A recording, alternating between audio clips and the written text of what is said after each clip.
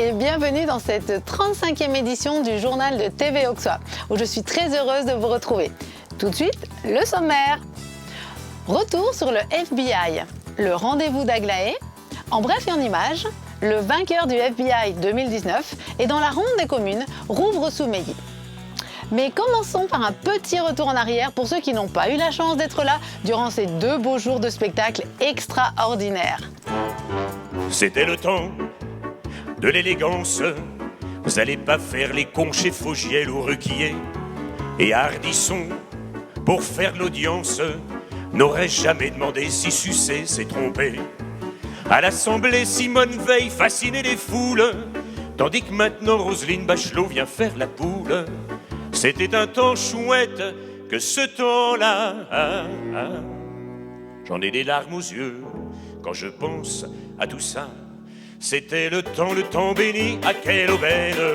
C'était le temps où les lecteurs avaient la foi. Tous les Français se passionnaient avec 3 chaînes. On savait faire de la politique en ce temps-là. C'était le temps où la France n'avait pas encore pondu Cyril Hanouna. Le président, quoi qu'on en pense, n'avait pas le temps de s'occuper de Léonarda. À l'Élysée, le grand Charles payait ses factures, tandis que François nous a fait payer sa teinture. C'était un temps chouette que ce temps-là. J'en ai des larmes aux yeux quand je pense à tout ça. C'était le temps béni, à quelle aubaine. C'était le temps où les lecteurs donnaient sa voix. Tous les Français se passionnaient avec 3 chaînes. On savait faire de la politique en ce temps, faire de la politique en ce temps, faire de la politique en ce temps-là. Ouais! Bonsoir et bienvenue dans ce nouveau numéro de Secrets d'Histoire. Oh mon Dieu, quel enchantement sublissime. Me voici donc au cœur de Bligny-sur-Ouche, au lieu du patrimoine de la gauloiserie paillarde. Et plutôt que d'en avoir le bigoudi frigorifié, j'en ai les grelots qui s'agitent. Que sonnent les hautbois, que pètent les trompettes. Oh oui, trompettons. Mais quel bonheur de communier avec de beaux Gaulois réfractaires et goguenards. Je me sens aussi à ma place qu'un bâton dans un esquimau. Résiste pour que tu existes. Cherche ton bonheur partout. Hein, d'accord ? Vous êtes prêts ? Ah, d'accord, on y va, voilà, on va déconner et tout. On va essayer de tout oublier. On va essayer d'avoir un petit peu le courage. Vous voyez, il faut presque maintenant, quand tout le monde sur scène, il faut quasiment avoir du courage. Hein, quand je vous parle du courage, là je parle du courage le vrai courage, le courage de Nelson. Hein, Nelson. Vous connaissez Nelson ? Mandela. Non, pas Mandela. Les 3/4 de sa vie en prison, lui, c'est le prix Nobel de l'apnée. Hein. Non, c'est pas... Non. Nelson Montfort. Voilà les seuls Nelson qu'on connaît ici à Bligny. Nelson Montfort, le seul courage qu'il ait, c'est de supporter Candeloro. Ah ben dis donc, la petite Coréenne, si elle suce comme elle glisse, je ferais bien le mico à la mi-temps. Bon. Excusez-moi, hein ? Un petit peu, on va débattre. Moi, je vous parle de Nelson, je vous parle de l'amiral Nelson, hein ? Voilà, le Britannique, hein, le Britannique. Vous avez vu les Britanniques qui font le Brexit, hein ? Ils voient la télé, ils m'ont fait le Texit. Tu dégages. Alors... ah oui, ça a été vite. Et l'amiral Nelson qui arrive et qui se bat contre les armées de Napoléon. Voilà, monsieur, hein, voilà, Napoléon. Les armées de Napoléon. Alors lui, il a 10 navires dans la bataille de Verdun, l'autre là-haut. Napoléon, Verdun. Ah non, mais ça va bien. Il y en a un autre là-bas. Alésia! On est chez nous! Non, mais ça, les gars, calmez-vous. Le Trafalgar, la bataille de Trafalgar. Alors, il arrive comme ça, Nelson, il dit, bon, les soldats, mettez-moi ma chemise rouge. Comme ça, si jamais on me tire dessus et que je saigne, mes soldats ne verront rien. Vous voyez le courage? hein, la marque de courage vraiment. Puis il voit arriver les bateaux de Napoléon super armés et tout. Il fait bon, amenez-moi quand même aussi mon pantalon marron. Voilà. Résiste pour que tu existes. Cherche ton bonheur partout. Va, refuse ce monde égoïste. Retrouvons maintenant Aglaé pour son 3e rendez-vous mensuel. Et cette fois-ci, elle va nous parler de Zéro Phyto. Tout un programme.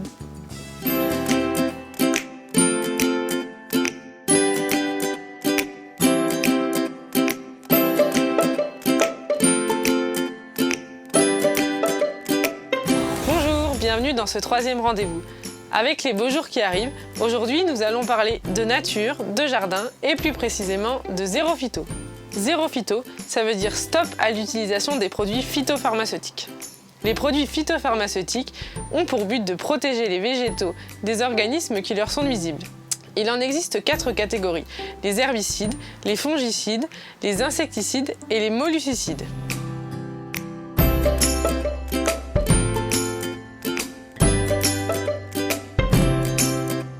On entend aussi parler de pesticides. Les pesticides incluent les produits phytopharmaceutiques, dont nous venons de parler, et les produits biocides, qui sont les désinfectants, les produits de protection du bois et d'autres produits de la même famille. Pourquoi limiter ces produits ? Car nous les utilisons en trop grande quantité, ce qui pollue les sols, l'eau et l'air, et peut mettre en danger notre santé. Pour les collectivités, l'utilisation est interdite depuis le 1er janvier 2017. Afin de trouver des solutions alternatives, la commune de Vevey-sur-Ouche et la communauté de communes de Pouilly-en-Auxois-Bligny-sur-Ouche ont organisé le 19 avril un après-midi Zéro Phyto.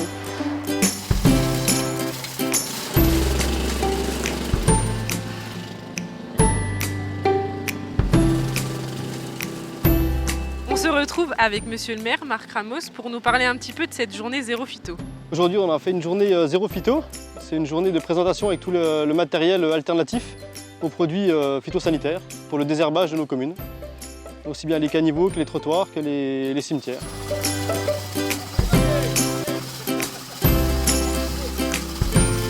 Chez vous, depuis le 1er janvier de cette année, l'utilisation de ces produits est également interdite. Nous allons demander à Valérie Paris, dont c'est la spécialité, ce qu'elle ferait dans son jardin. Tout d'abord, je ferai un paillage à base de copeaux de bois pour vos plates-bandes fleuries ou arbustives. Et vous pouvez également mettre dans ces plates-bandes des plantes herbacées couvre-sol qui limitent aussi la propagation des mauvaises herbes. Vous pouvez faire également un mélange de plantes entre elles ou utiliser des produits écolabellisés. Vous trouverez la liste des produits autorisés et non autorisés sur le site du ministère de l'Agriculture.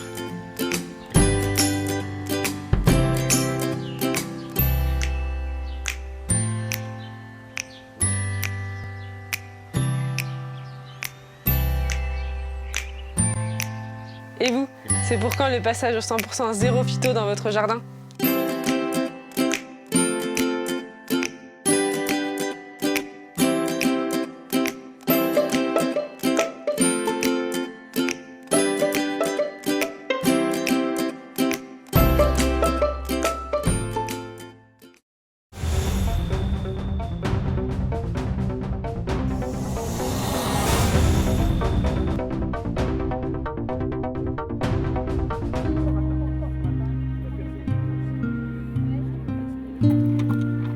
Il y avait foule ce vendredi à Rouvres-sous-Meilly. François Patria, notre sénateur, Didier Paris, notre député, Pierre Poyot, notre conseiller départemental, Madame le maire de la commune et bon nombre de ses administrés, tous étaient là pour rendre hommage à Jeanne Rosereau, mère des enfants d'Émile Zola, en présence de son arrière-petite-fille, Brigitte Émile Zola.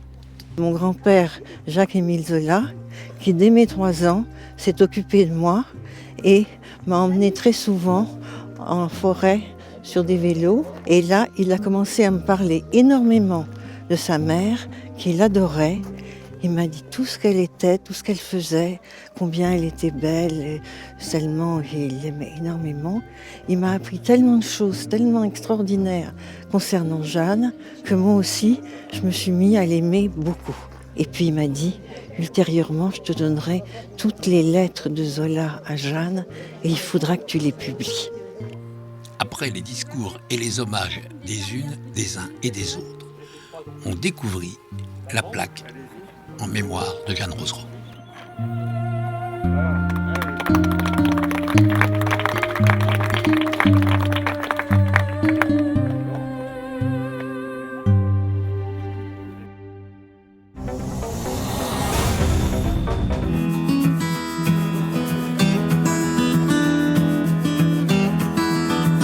La fête du bœuf de Pâques au hall d'exposition de Pouilly est l'occasion pour les éleveurs de la région de présenter leurs plus beaux spécimens. Ces magnifiques bovins font admirer aux curieux et aux professionnels leurs plus beaux atours et leur remarquable anatomie. Mais savent-ils comment tout cela va se terminer?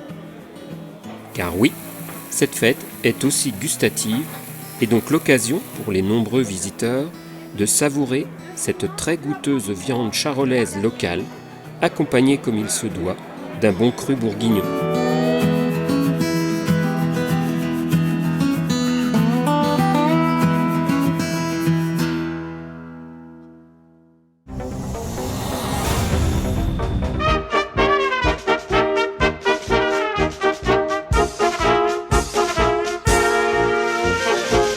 Jojo le chameau rumine dans son coin et sa fiancée Joëlle Lachapelle croque la pomme.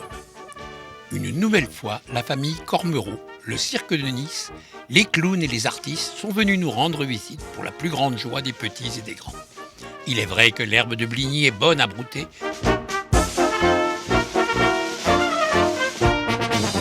Même si ça ennuie profondément Thomas le lama, et même si ça amuse Tomate la lamate, tombée en amour pour Jean-Marie. Après 2 jours de représentation, les gens du voyage et leur petit monde ont repris la route vers de nouvelles aventures.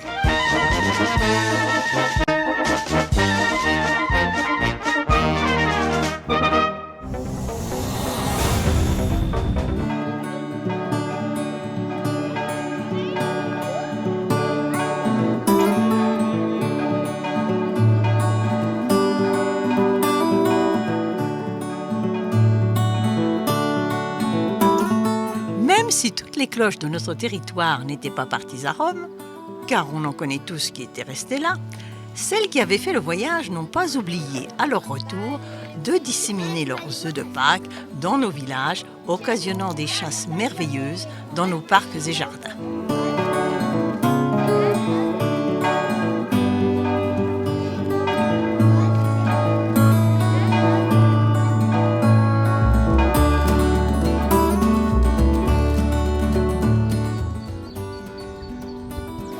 Celle du château de Commarin n'a pas failli à la tradition établie depuis de nombreuses années. Très prisée une nouvelle fois, elle donna l'occasion à tous de visiter château et parc.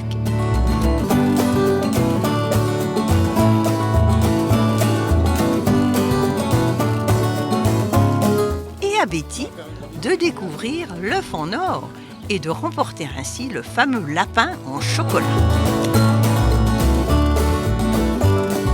Attention à la crise de foie.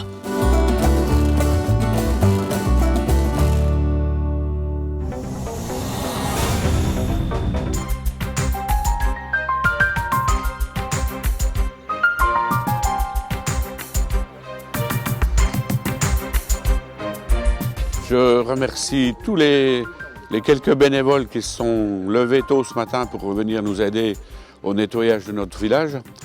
Je voudrais faire passer un petit message concernant les jeunes. On n'en a pas beaucoup ce matin. Et je sais qu'il y a un mouvement de jeunes concernant le nettoyage de la planète. C'est quand même aberrant qu'à Bligny-sur-Ouche, on n'arrive pas à trouver quelques jeunes pour le faire. Et je voudrais faire passer un autre message à nos habitants et surtout aux riverains de l'Ouche. La rivière n'est pas le dépotoir de la commune. Donc pour ceux qui ont des branches à faire évacuer, qui taillent, qui coupent, mais qu'ils emmènent à la déchetterie. Ils ne les laissent pas dériver dans la rivière.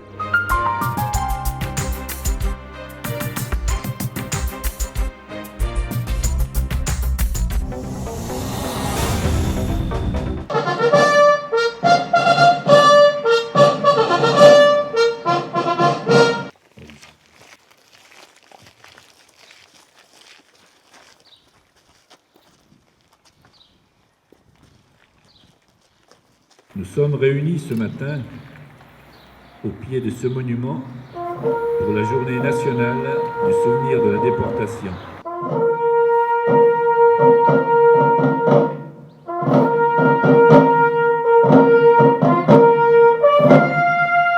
C'est ainsi que l'hommage aux déportés prendra tout son sens pour construire un avenir de paix, de fraternité et de respect de la dignité humaine. Les générations actuelles et futures doivent savoir que tant d'atrocités ont existé. Encore aujourd'hui, il n'est pas rare d'entendre dans les stades des cris d'oiseaux, de singes. Dans les cimetières, des tombes sont profanées, l'arc de triomphe tagué et meurtri, et l'on voit s'afficher dans la rue des personnes soutenir le nazisme. Attention, il faut rester très vigilant. Le monde cache des fous fanatiques. Il est interdit d'oublier. Le concours de ce 4e FBI était particulièrement relevé et donc son gagnant n'en a que plus de mérite. Il s'agit de Michel Kupiec qui a fait mouche pour sa 2e participation à notre concours. Nous lui souhaitons une bonne chance et on lui dit merde pour sa carrière. Michel Kupiec. Oh oui, j'aime bien le fouet. C'est énorme, c'est hallucinant. Énorme. Ah là là là là. Jessica, ma chérie, tu es magnifique. Je suis le poinçonneur d'élan, le gars qu'on croise mais qu'on ne regarde pas. Alors, si j'ai bien compris, vous voulez vendre cet appartement 400 000 € net. C'est bien le cas de l'émission, c'est bien.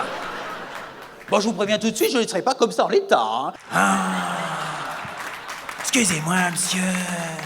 Mais il y a encore un petit détail qui me chiffonne. Oh, pas grand-chose seulement. En v'là du slow, en v'là.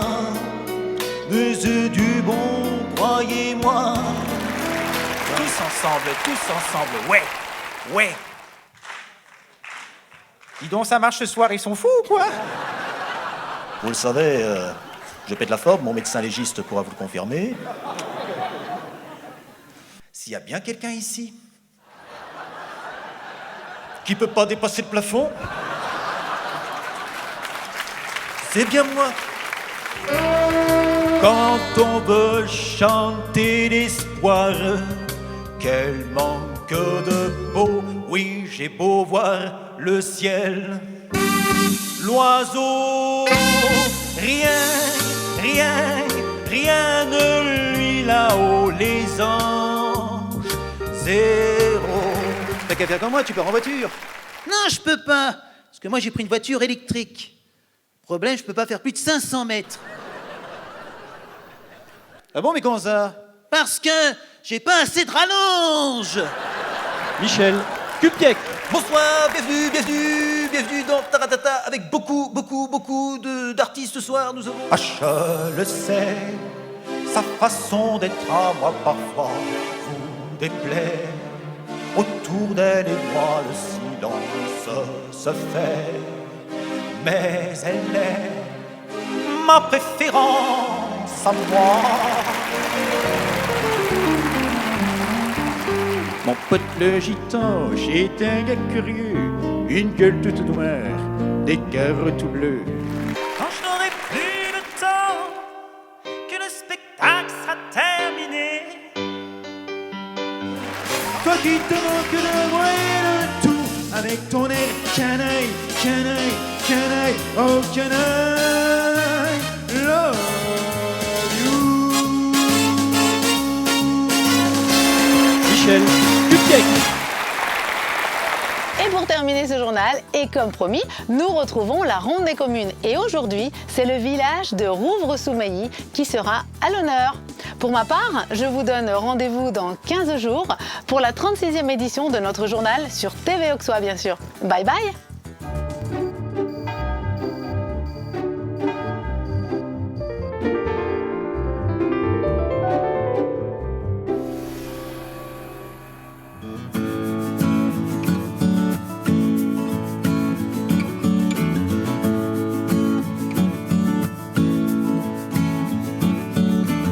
Je m'appelle Marie-Bernadette de Gouvedenin. Je suis maire de la commune depuis 2014, les dernières élections. Auparavant, j'ai été conseillère municipale, puis première adjointe. Je suis retraitée de l'éducation nationale après avoir eu un parcours dans le privé. Et j'habite donc à Rouvres depuis 1998. Je suis très attachée au monde rural. Mais je pense que la première chose, c'est d'aimer la campagne. Et c'est la motivation qui m'a poussée à être maire. Et j'ai envie de redonner un baume de beauté à notre petit village dans la mesure de mes possibilités.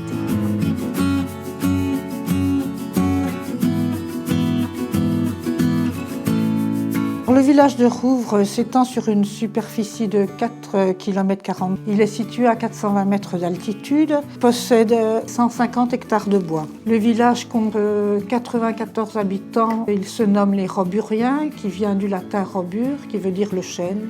Le village est à vocation prioritairement agricole, avec 2 exploitations agricoles et seulement un artisan. Nous avons un RPI qui regroupe les communes de Maconge, Sainte-Sabine, Meilly, Chazilly et Rouvres, avec une garderie et une cantine.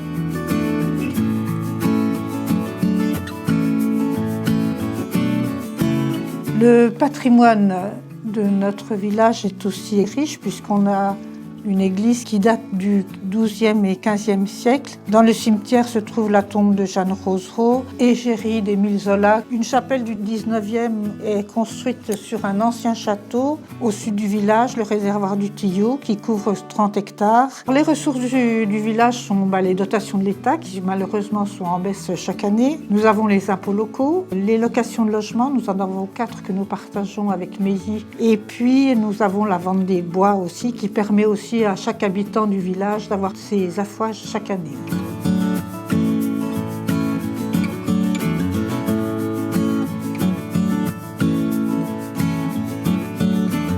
On a fait beaucoup jusqu'à présent des travaux de voirie. Nous avons planté un jardin conservatoire avec l'aide du conseil régional. Pour les travaux à venir, notre gros chantier pour l'instant est la réfection de l'église. Avec la collaboration de notre association Saint-Aignan, nous avons fait une souscription également à la Fondation du patrimoine. Nous avons également candidaté pour la mission Stéphane Bern. Ces travaux devraient commencer, je pense, dès le mois de septembre de cette année pour se terminer l'année prochaine.